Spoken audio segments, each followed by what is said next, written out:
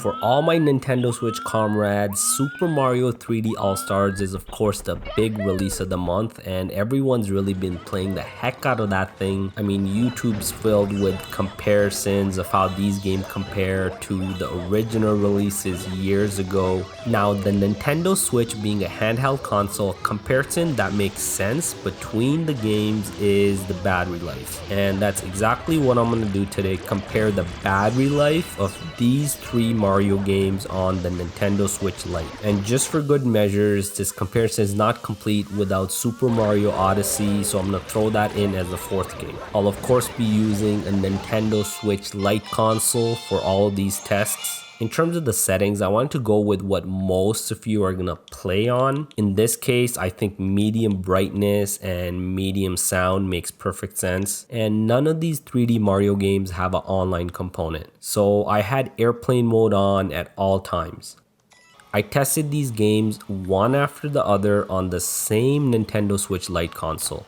With the timer at 0 and the consoles at 100%, let's get started.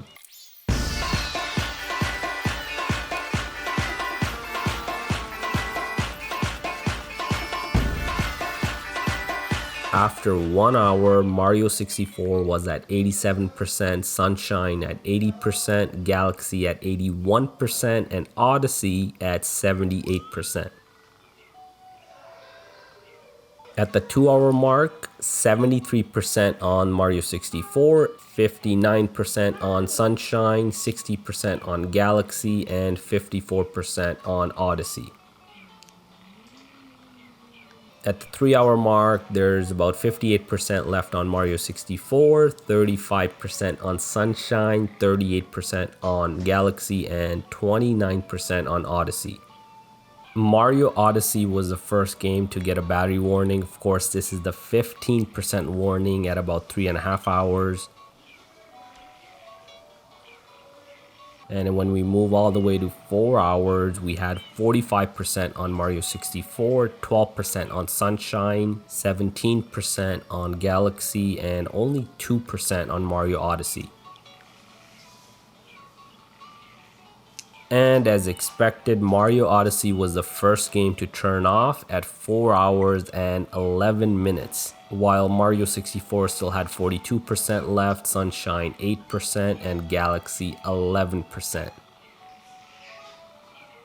The second game to turn off was Super Mario Sunshine at 4 hours and 33 minutes. Now this was a bit of a surprise. I expected Galaxy to do worse than Sunshine, but Galaxy still had about 4% left. And as expected, 64 is still going strong with 37%.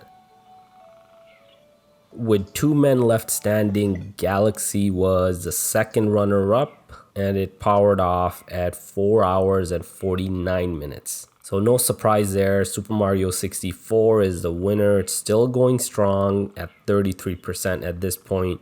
Even at 5 hours, 64 had 30% battery left.